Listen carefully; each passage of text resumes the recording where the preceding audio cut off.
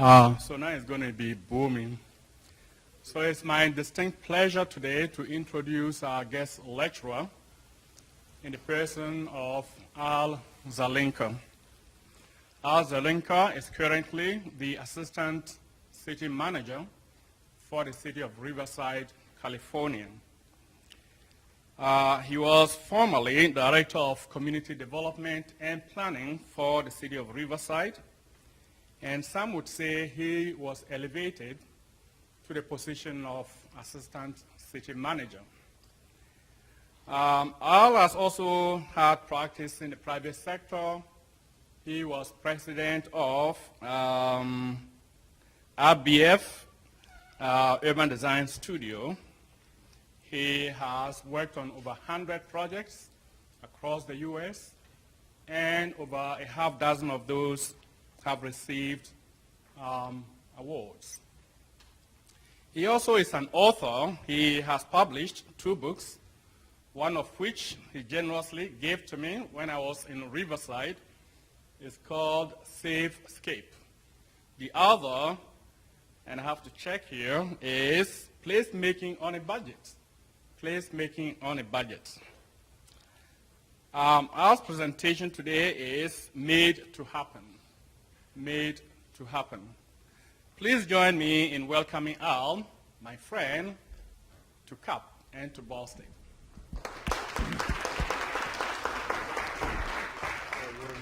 Right? Let's see, is this on? Okay, it works. All right, good. Well, good afternoon, everyone. We're glad to be here in Muncie. It's awesome. Glad to be out of California. I love the Midwest, and I'm from Pennsylvania originally, and the more I can get closer to the East Coast, the better I feel.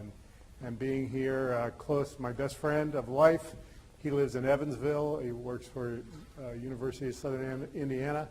So I get here probably at least a couple times a year, and love being here. So thanks for having me. Hopefully this is going to be a pretty charged up presentation, and one that you all enjoy. A couple quick questions. How many of you are either students or practitioners in the planning field? All right. And what about landscape architecture? All right. And what about architecture? All right. And then there's some of you who are undecided or in other things, right? That's cool. All right. So the objectives for my talk are up above, and I will do my best to attain those objectives. I may veer off on some areas, but hopefully by the end of the talk, you'll get some semblance of achieving those objectives, because I know that Michael said it was really important for those of you who are architects to get your continuing education credits. I want to start off, I'm about 2/3 of the way through Bruce Katz's book, The New Localism, and I definitely appreciated his book, The Metropolitan Revolution, and I think it's guided a lot of cities. But I want to kind of frame the talk based on a few quotes in the book. One is that what we're watching unfold in this country, it doesn't matter where in this country, is that it's never been more important to make positive change at the local level or regional level. Never has it been more important, never has it been more possible. And the important thing is to focus on the assets of the local community or the region. So Bruce Katz is observing, both through personal observation as well as through data, that the change that our state and federal institutions can't make, we're making at the local and regional level, leveraging the talent of people, leveraging partnerships between people, leveraging physical and economic and environmental assets locally. The second thing is, never before has partnerships between governmental, public, private, academic, faith-based institutions have been more important in making this positive change. We've seen, right, we at the federal level, we didn't re-up our commitment to the Paris Accord, but we saw a whole bunch of cities step up and say, no, we're going to take on climate change. And that idea of stepping up and manifesting change at the local level, whether you agree with the topic of climate change or not, that idea is happening at so many levels in so many ways. And that what we're finding is that especially our Generation Z and our millennial generation are generations of problem solvers like no other time. And they are working full steam ahead and clustering in communities, both virtual communities as well as physical communities, to make positive change happen and to solve the complexity of problems and seize the abundance of potential that communities have all over this country and that regions have. So I'm going to structure kind of this conversation, this presentation on those three big thoughts.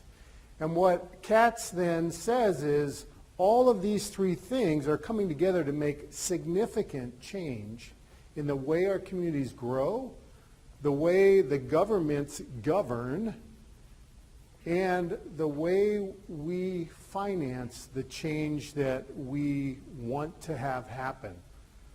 Just a small sample, right, is crowdsource funding, right?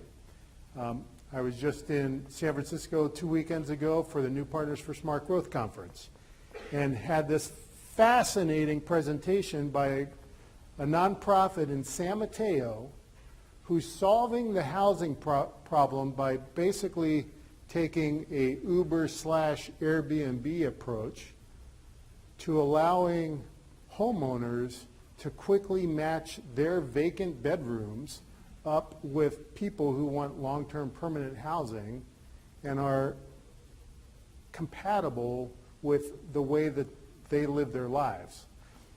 Fascinating approach, but those tools have never been in our midst before, and now they are, and people are applying them. So, as Michael and I were talking earlier today, I think it's no better time ever to be an architect, a landscape architect, a planner, because in your nature, you're problem solvers. And the communities that we have around us, that we are in right now, need our help unlike ever before, and we're all equipped to help them get there. So, what Katz is saying is the attributes of towns, cities, and regions are coming together at the local level to solve and create improved outcomes for those very same communities. No longer is it, oh, please, state and federal government, come help us. It's no, we're going to go it alone, and we're going to do it in very innovative ways. How many of you have been to California? It's good life, right? Man, California, there's nothing better than California. Nothing better. Redwoods, beaches, surfing, beautiful sunsets, Disneyland, happiest place on earth. I don't have that one figured out yet because every time I go, which is almost never anymore, because luckily my 12-year-old son doesn't like it, but when I do go, I hear more kids crying that they want mommy or daddy to buy them something than anything. But California is a good life. But there's another side to California. And that other side is one that, politics aside, Governor Brown, who's in his last year of his second 8-year term, he's really trying to solve a lot of issues in California. He's trying to do it not just for California, but to set a model for others to at least adapt and apply to their states or local environments. But this is the California that's happening right now. You've all seen that. We have wildfires all over that state. And then after the fires, when we do get our little traces of rain, there's mudslides that are killing lots of people and causing awful carnage. We're also number one in the country for poverty. We have more poor people than anyone. Really. 1 in 3 in California. Yep. You would think that. And, yeah, it's surprising. Yeah, it's totally surprising. Because here's California, a large economy. What do they say? The 5th largest economy in the world. And we have 1 in 3 people living in poverty in this country. We have the worst traffic in the United States of America. The freeway that I'm on every morning driving to my workplace, which is 32 miles away, is wide open. That's the 91 freeway. But all the cars coming into Orange County every day has the earliest peak hour congestion in the United States of America. It's 4 o'clock a.m. It's gridlock. It's crazy. So here we have this environment where we have this vision of California being this great place, but yet, as I was sharing with Michael, our population growth is on a trajectory by 2050 to be 50 million people.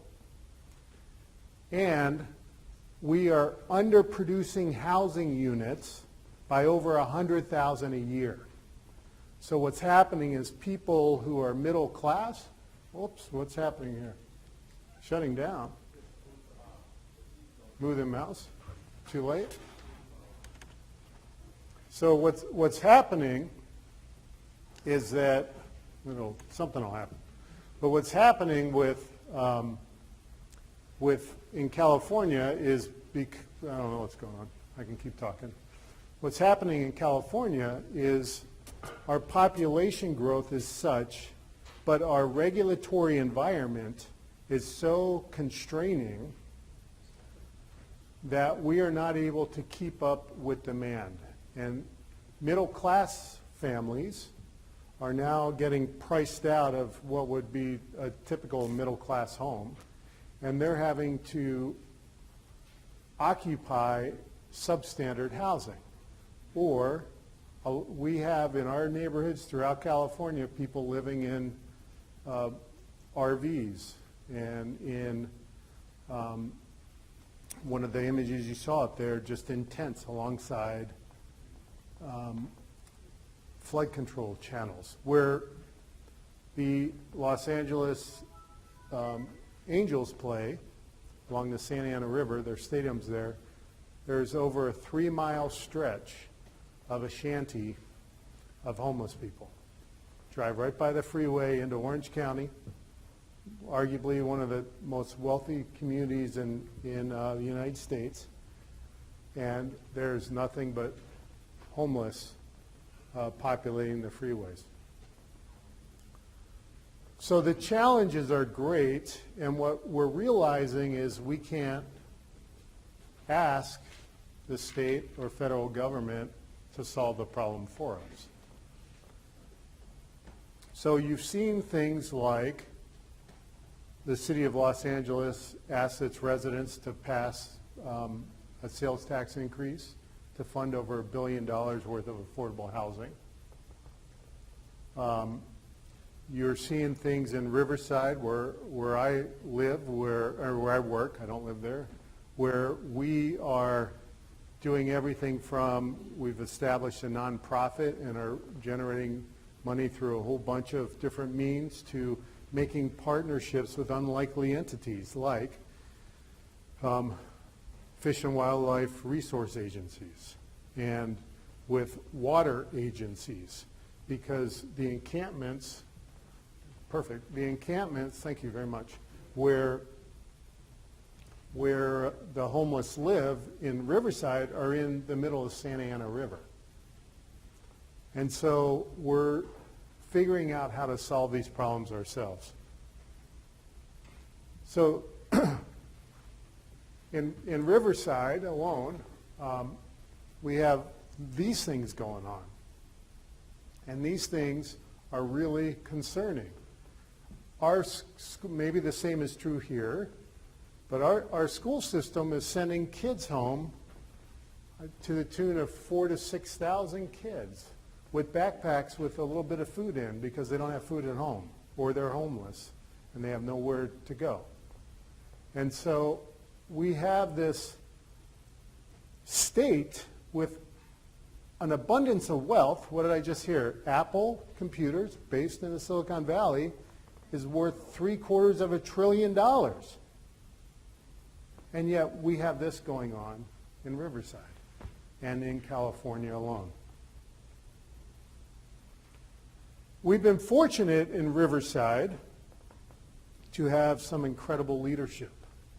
So Ron Loveridge was our mayor and council member for 33 years. And he's a professor of political science at UC Riverside, but he was also an elected leader of Riverside. And he was a voracious reader, traveled to every conference possible. I'm sure he's been to Ball State sometime in his travels. If he hasn't, he's been close. But he set us on a trajectory back in the 70s when smog was not considered applicable to the EPA's air quality standards. And he led an effort to sue the federal government to make smog a part of our air quality issue. Because as I've been told, Riverside, you could cut the air with a knife in the 70s. It was that bad. And he saw that if he could mobilize enough social capital, that they could make Riverside a better place, and the Inland Empire. So about 10 years ago, he started a vision for the community, and it wasn't just for the city. All the school districts were on board. The county was on board. We have 3 universities and 1 community college. They were on board. Our faith-based institutions, you name it. And it was called Seizing Our Destiny, and it had 4 pillars. And it kind of set a vision and said, we all got to be walking in lockstep together. We got to be working together because we have a better day ahead of us, and we need to make this better day happen. So Riverside is in population among a number of cities that you all know and probably have a mental image of, right? Cincinnati or St. Paul or St. Louis or Tampa or Pittsburgh. And yet most people don't know Riverside. And if they know Riverside, they think of it in a negative light because the big coastal towns of Los Angeles and Orange County cities tend to dominate the media markets, and those media markets then portray the Inland Empire in negative light. You familiar with that? Whoops, I was just doing it again. Come on, man. Well, we'll have to do it again. What is going on? Must be a timer or something on that. So Riverside is the 59th largest city in the country, and we're 328,000 population. And when you think about that in the context of a region, Southern California, that has over 18 million people. So Riverside is part of the Inland Empire, which is 4.2 million. And the Inland Empire is part of Southern California, which is 18 million. So if the Inland Empire was its own state, there would be 25 states smaller than it. And Riverside is basically the capital. And the entirety of Southern California is 18 million people. So you can think about the idea that when you have Los Angeles or Long Beach as big cities in that metropolitan area, it's very easy to cast a shadow on a little town such as Riverside. So What's important, though, is when Mayor Ron Loveridge was in office and now his protege, Mayor Rusty Bailey, they have kept this unwavering belief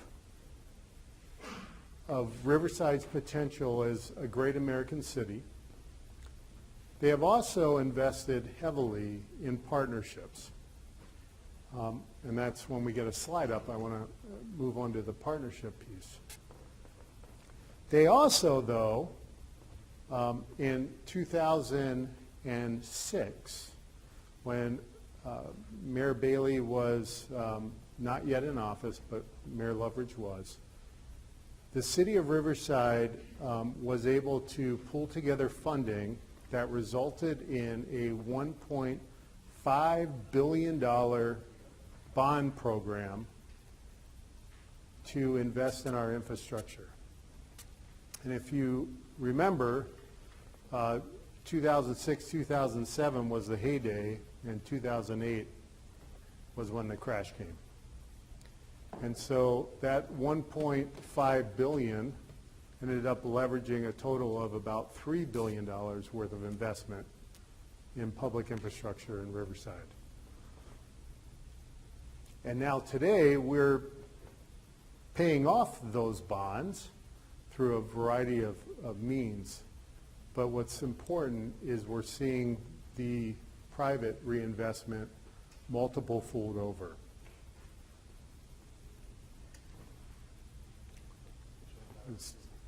You know, you're going to switch it out? Should I just take a pause here?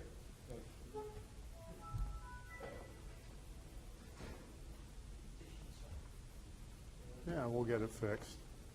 Technology. So so here's what happened to me. So listen to this. This is a really important life lesson. 25 years of digital collection of mine. Thousands of presentations, 2 book manuscripts, 20, 30,000 pictures archived by location, all that stuff on a hard drive, portable hard drive. Did I back it up? No. Where is it? Somewhere between California and Muncie, Indiana.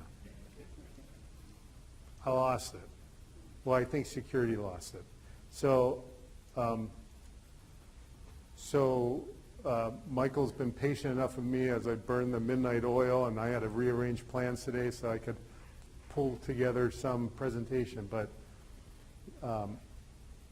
I can't believe that that happened to me. It's like my security blanket of life, and now it's gone.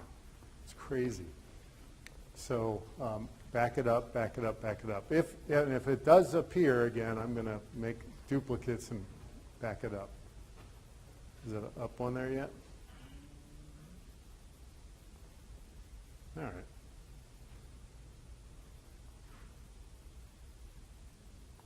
So like with this kind of stuff, it's when me losing my life possessions of knowledge, it's not what happens to you, it's how you react to what happens to you. That matters. All right, is this thing hooked up with that? All right, cool. There we go. So we went through that, went through that. All right. So there's Southern California, and there's Riverside where the star is.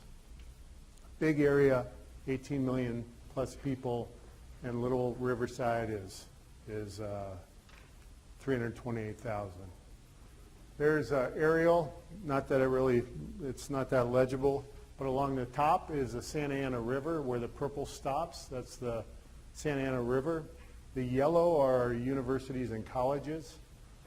Down here is about 10% of our land area that was permanently protected in the 70s through voter initiative for agriculture. It's designated as prime farmland by the state of California. The 91 freeway that has the earliest peak congestion is right here. The 60 freeway is the crossing one above it. And Riverside's got tons of assets, amazing amount of assets. Great parks, beautiful architecture, great shopping centers. We have March Air Reserve Base and Corona Naval Surface Warfare Center that are big parts of the West Coast military infrastructure.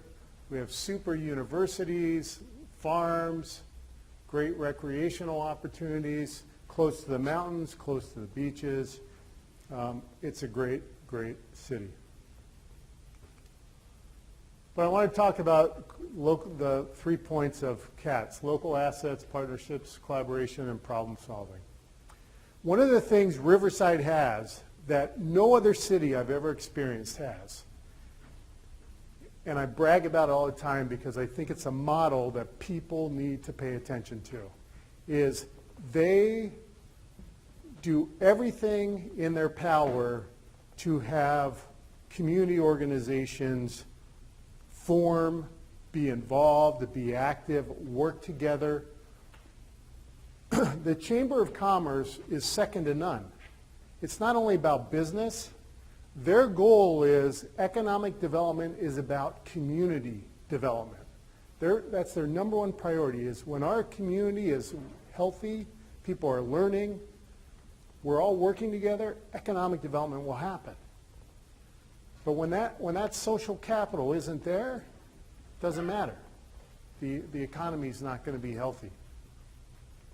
And they have a thing called Leadership Riverside, which many chambers have, but what's so impressive about it is every year for the last 30 years, 25 representatives from all the different major agencies and private entities in the city all come together for 10 months, one Friday a month, and we spend all day together learning about a different aspect of the city. And what's important about that is now we have relationships with our peers in agencies, and we get along. And so the silos get busted between the county, the city, the university, the city. The silos get busted because now it's about you and me working together and you and me working together, not about this big agency working with this big agency. We have people, some of the community members that's on every Wednesday morning, the Monday morning group forms. They're the power base in Riverside. They come together in the morning, I think at 7 in the morning, meet for an hour and a half, and they talk about what they need to do to advocate at the state and federal level for local issues. And they're power brokers. But it's because they care about Riverside. That's it.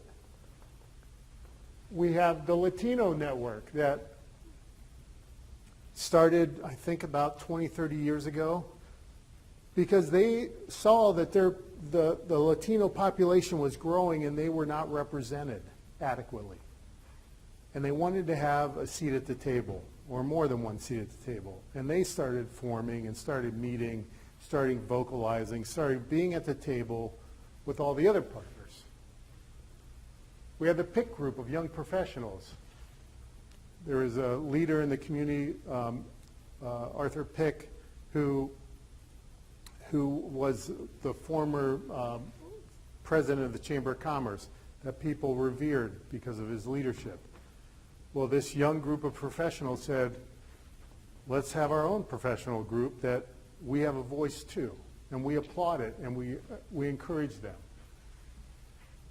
There's a bunch of nonprofit startups. A woman in Riverside, she learned about the Love Blank campaign, and she decided to start Love Riverside. And so one month a year, there's this big community gathering of thousands of people to do a whole bunch of specific projects to benefit the community. And the stories go on and on and on.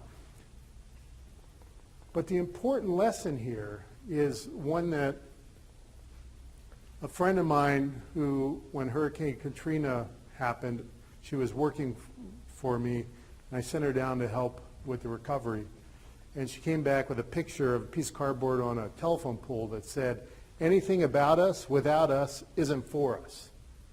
And it always sticks to in my memory because this kind of model here, if we want to uplift communities, then everyone's got to be involved. And you've got to, you know, some people in power can feel threatened by that. But to get to a better day, you need everybody rowing in the same direction, or rowing in a direction, not just standing on the sidelines. And so providing multiple outlets for multiple people to get involved in different ways is very important to planners, landscape architects, and architects who want to change communities. And that's one thing I learned about Riverside that I have not seen work as well anywhere else in this country. I'm sure it does, I just haven't seen it. So I'm going to focus on growth and investment for the last of my talk. So homeless is a big deal in Riverside. While in the region we're very affordable, everything's relative. And the reason traffic is so bad going into LA and Orange County is because our housing's cheaper. And so people live there and they will brave the horrible hour-and-a-half to 2-hour commutes one way to get to work so that they can live in less expensive housing. So we're getting a little bit of money from the state and feds, and it's ever on a decline. But one of the things that our voters did last November is they decided that they were going to tax themselves an additional 1 cent of sales tax. And they did that in part because they wanted to help the homeless.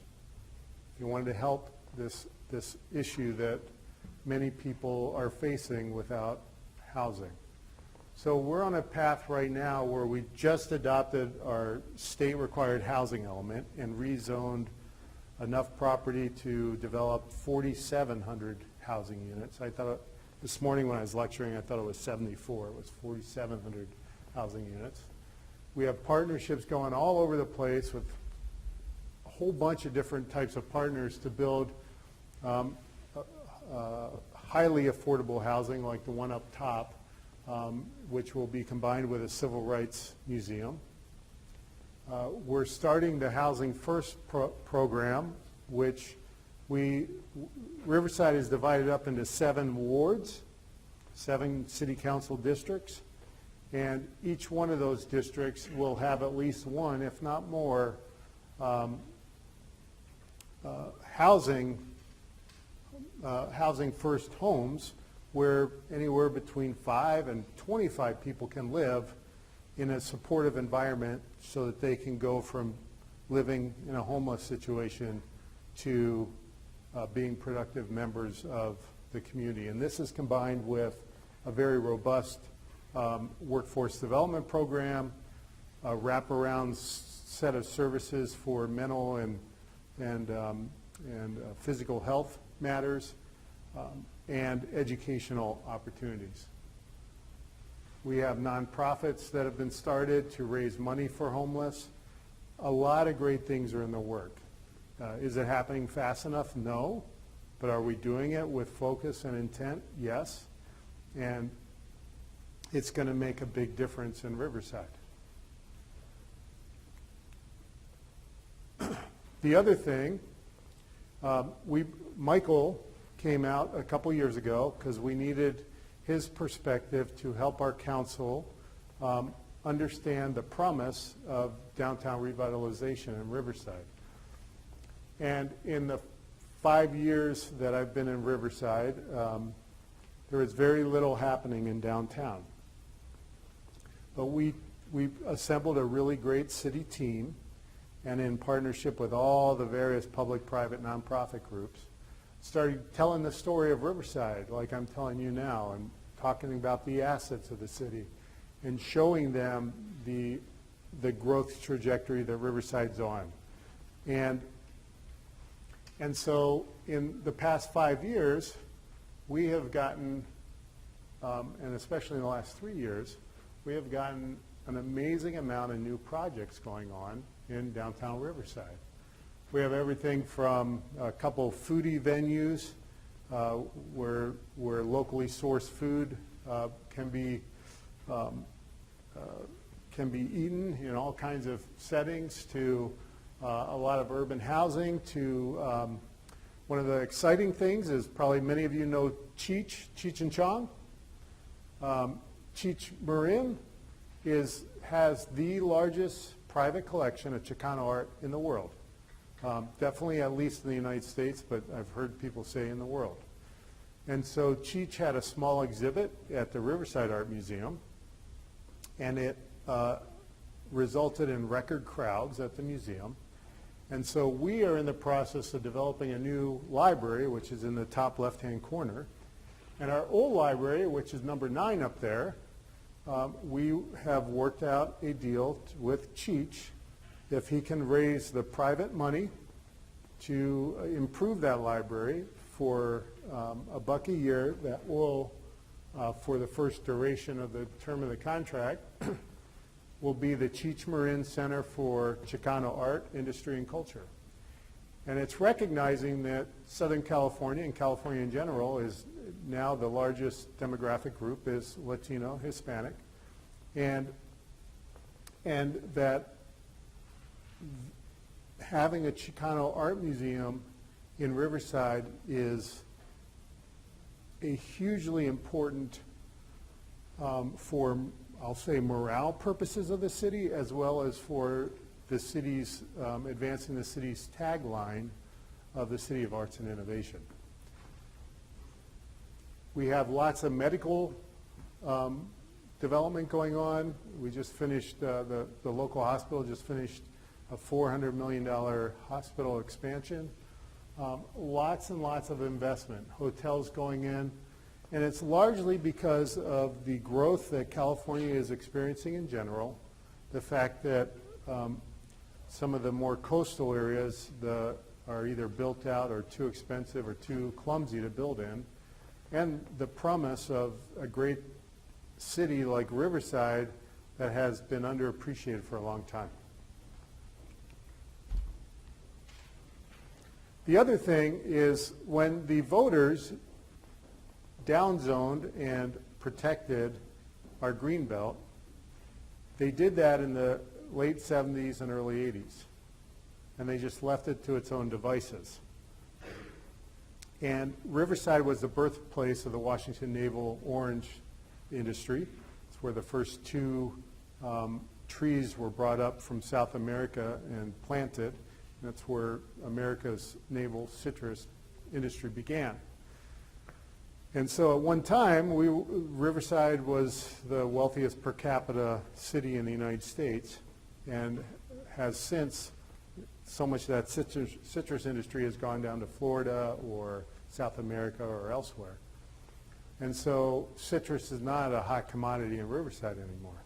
It means a lot to the people, just not a big part of the economy. Well, a lot of that land area in Riverside went fallow. And so about 4 years ago, we started a movement called Grow Riverside. And we started off with a conference to educate property owners and all those partners that I showed you on the screen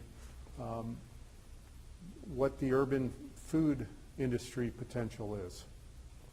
We had 600 people show up at the first conference, and it's grown every year since. And now we have a nonprofit, Riverside Food Systems Alliance, that is it's a couple hundred strong, I believe, and they are driving the bus, and all we're doing is providing support. We've established a food hub where all the farmers can bring their produce, and then the restaurants and the institutions can source from that food hub rather than have one-on-one relationships with every farmer. And it's kind of like a clearinghouse, if you will, for locally produced food. And this is important, probably unlike here in Indiana, but most of our food is brought in from very, very far away, and less than 1% is sourced from a 100-mile radius. So we need to build our local resiliency and our local economy through food production, and we have the opportunity to do that. And it's working through these partnerships and through our local assets.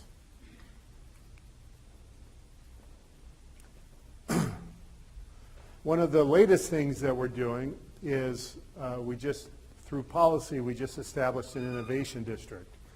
I know places like Indianapolis and others have, I think Pittsburgh have innovation districts, and we are kind of slow to the game, but that's okay because we weren't ready for it, but now we are. One of the things that made us ready for it was a partnership-based effort, California Air Resources Board. I mentioned to you that back in the 70s, Ron Loveridge and others helped get the federal government to say that smog was part of the EPA air quality standards. Well, that gave birth to, about that time, gave birth to a robust organization called the California Air Resources Board. And it's the most advanced regulatory entity in the world on air quality. So you all heard about the diesel emissions cheating by Volkswagen, right? They were part of the group that found that. And so that group, their research and emissions testing lab, is currently in El Monte, California, which is in Los Angeles County. It's it's almost 50 years old, and they needed a state-of-the-art laboratory in emissions testing. So little Riverside went up against big LA County in a competition to try and fight for this $420 million facility that will have 440 high-paying engineering and scientist jobs. And we won. And we won not because like we're cool and we're good. We won because that social capital that I was telling you about, that fabric made the complete difference.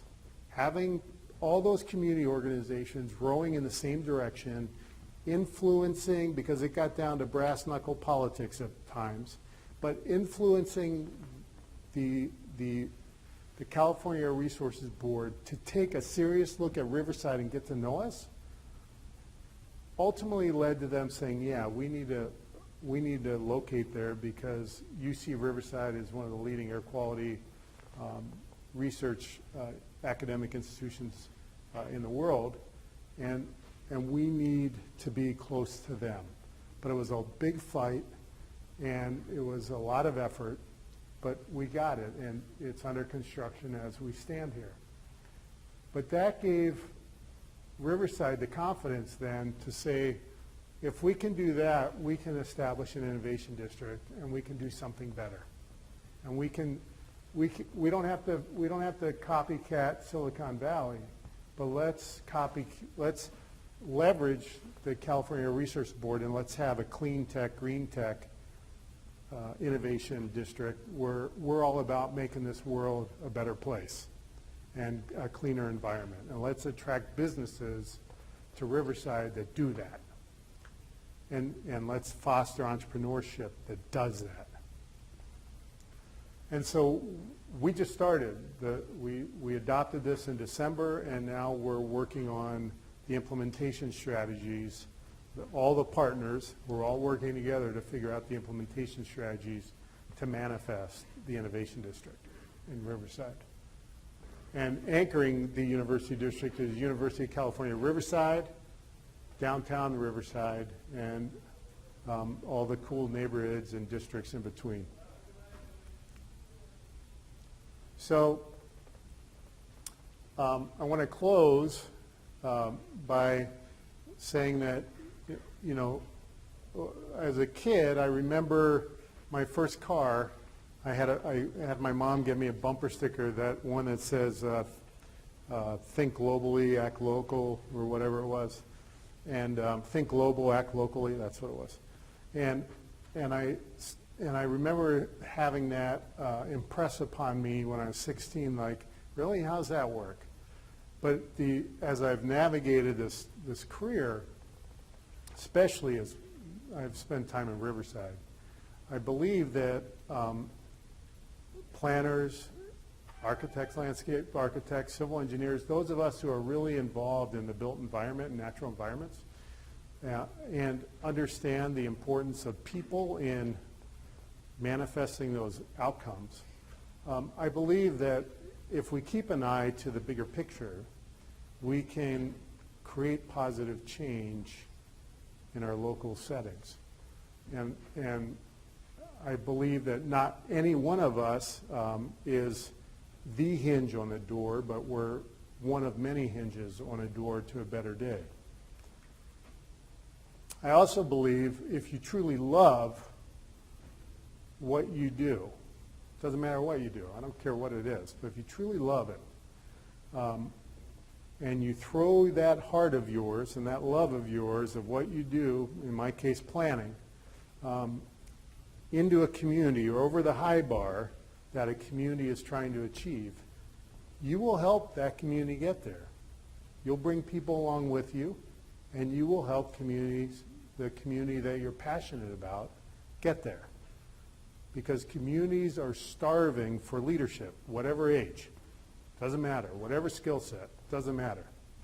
But they're starving for leadership who won't wait around for somebody else to do it, but that will do it themselves. Because in the end, what we want is we want people to turn up and to show up and to help out and to connect and to all work together to uplift in communities by problem solving. We want community members to share what the assets are of the community, because otherwise we don't know. We may think we know, but you never know.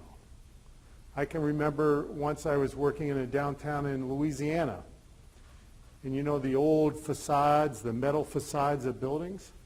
There was a piece of a building missing. And only through a couple weeks of conversation did I find out that there was an old gentleman who worked at a mobile home park who would fix the mobile homes. He was the maintenance guy. But in his early days, he worked for a company that manufactured those metal facades. And so we were able to go to him and get him involved to replicate the piece of the facade that was missing. And that's just one example, tiny, tiny example of an asset that we have in our community that you don't know about unless you're connected with people. And you never find out about it.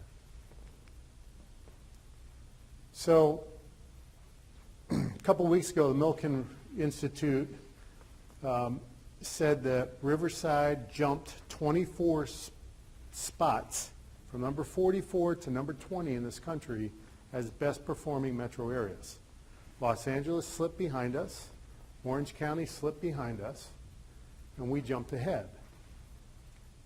And it's because of this idea that CATS and has specified, is that we understand what our local assets are, much of which is people, but we also understand our physical assets, our environmental assets, our economic assets, and we're all working together, not only in Riverside, but in the region. We're all working together.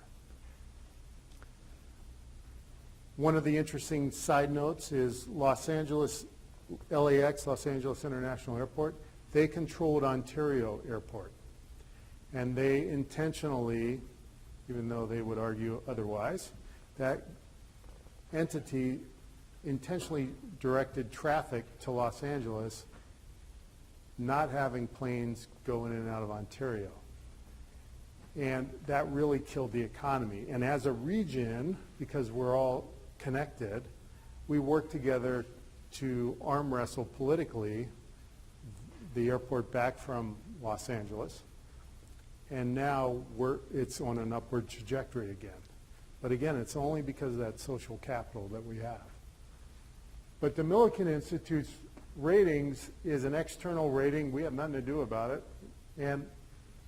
But people are recognizing that a committed region and a committed locale can make a difference and can change their trajectory, which is long, a whole lifetime removed from the days where we were constantly under smog alerts and nobody wanted to invest in Riverside because it was a bad quality of life.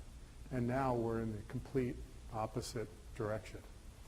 So that's all of my talk for today. Sorry about the technology problems, but if I can answer any questions or talk with you afterwards, I'd be happy to. But especially for those of you who are students, as planners, landscape architects, engineers, architects, you are in a great position to make the biggest difference in the history of America, should you seize it. You have the technology, the smarts, the need is great, and the talent is better than ever. And so you are in the midst of great, talented working professionals, great professors here at Ball State, and seize every opportunity to apply what you learn to change this world and do it one community at a time, because you can do it. And it's being done all over the place, and you can absolutely do it. So thank you.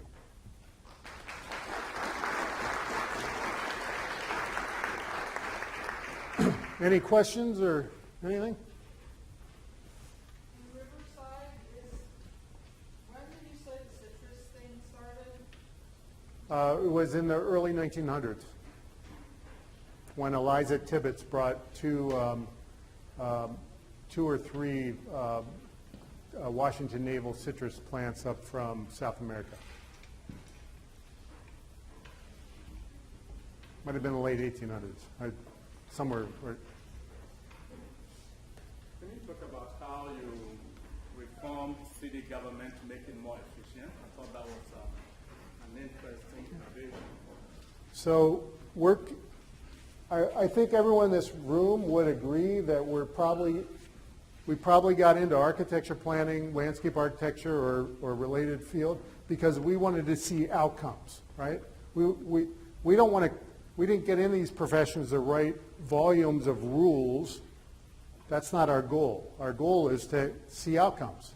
Great places, great spaces, people doing cool stuff, traffic moving well, or bike. We want to see outcomes. But what happens in government institutions is over time, the regulatory layers grow, like strata. Geologic strata grows, one rule at a time. And before you know it, it becomes this unwieldy system. And the organization responds to that system. And people get caught up in that. People who are trying to invest get caught up in that black box. And so what we've done in Riverside, and it started about 3 years ago, we had a gentleman come talk to us named Dennis Snow. And he was the head of customer relations for Disney. And he taught us, always put yourself in the customer's standpoint, not in your standpoint as a regulator, but in the customer's standpoint. And then map out every single process that you put them through. And so we started doing that. We realized, wow, we're making that person who wants to put a solar panel on their rooftop of their house go between City Hall and the utility company 7 times. Really? You know, that's discouraging. That's a disincentive for solar. And we all want solar. So we cut that out. And now they just show up once and it's done. Or they do it online and they never have to come to City Hall. But we had to go through a process to understand and have that aha moment where we're all looking at each other from different disciplines going, well, that isn't smart. None of us would want to go through that. And so to Michael's question, wherever you end up working, put yourself in the customer standpoint, the member of the public standpoint. What do they have to go through to get to the outcome? Map that out and see if there's an easier way, because we're often removed from the realities of people's lives when we're sitting in our office cranking out regulations or design guidelines. And it might sound great on paper, but then when it gets applied, it can create an unwieldy bureaucracy that people have to navigate, and it doesn't result in the outcomes desired. So we've saved, just one process alone is saving 2 weeks per customer, and it's a small process. Another one was saving 6 months per customer. So that makes a difference. Anything else? Any other questions? Yes, sir. You're coming from an agricultural state, an agricultural portion of the state, here the Inland Empire, Central Valley, and it's produced and grown a lot of the food we consume across the nation. Here in Indiana, we export 92% of our food, and it's food that you can't pick up and consume. It's corn and soybean products, which are later processed into different things, corn syrup and all these different other products, et cetera. So how important has food been in generating and building community in Riverside and in Inland Empire as you start to rethink this whole notion of community development? It's a great question. It's increasingly important. I don't have quantity at my fingertips. I think we actually hired an agricultural business coordinator in the city of Riverside, so she's amazing and she's doing all kinds of stuff. She could probably tell you. But I do know things like we have worked with UC Riverside, Riverside City College, ourselves, City of Riverside, County of Riverside, and we've put into our business practices, whenever we contract with somebody that is servicing food, providing food, 20% has to be sourced from 50-mile radius. So what we're doing is we're creating a market for locally sourced food. And it's starting to take off. So that food hub that we created is actually Riverside Unified School District because they serve, 42,000 kids or something like that. They have a big food commissary area, and they had extra space. And they're part of our partnership. And they said, hey, why don't we just use this extra, we got all the facilities, let's have this be the food hub for the entire city and region. Great. So we got a grant to seed it, and now I believe we're now at 20, I could be getting this wrong, but I want to say we're sourcing out of that food hub, I want to say 25,000 pounds a month, which isn't a lot. But the goal in about 3 years will be 100,000 a month, because we're building farmers now, urban farmers, and we're establishing. I recently have learned that that Riverside Food Systems Alliance and a local farmer have partnered in a business venture to establish an education farm on a piece of city park property in the Greenbelt. And it's going to teach young and old alike, whoever wants to be an entrepreneur in the farming realm, how to not only produce the food, but also how to either go and do value added, make jellies or what have you, or to get it to market in its raw form. So we're building the local food system infrastructure, and people are paying attention and are starting. So the local restaurants are now starting to locally source their food. It's slow, but it took us 20, 30, 40 years to get us here. It's going to take us 10, 15 years to get us to where we want to be. But we'll get there, I have no doubt. Yeah. Anything else? All right. Oh, yeah, in the back. Could you maybe take a minute and explain what a city manager is and how it is different than just like a normal entry-level planner? What a city manager is and how it relates to a different? So like one of the most fun jobs I ever had was being an entry-level urban planner. It's cool. You get to do all kinds of stuff. And I started in the private sector as a consultant, working for a consulting firm. So I did downtown plans, citywide plans, everything that you do here in your program, you do and you get paid for. And it's awesome, and you're working with seasoned professionals, just like you're working here with your professors, and you have real clients like you do here, and it's fun. I also worked after my first consulting gig of about 3 years. I worked for the city of Phoenix, Arizona, as a, I don't know what level planner it was. Doesn't matter. It was like maybe one step up from entry level, and I did. I helped do a neighborhood revitalization program. I helped do a wash preservation, the desert washes, preservation program for the northern reaches of Phoenix. What ultimately led me to write SafeScape, the book, was they asked me to figure out how come downtown Phoenix has had all of this public investment and we're not seeing private reinvestment. And so I just got out the best census information we had and looked at the crime stats, worked with the police, and then ultimately got 60 stakeholders to do interviews, just stuff that you do here at school. And I found out from them it was the perception of crime.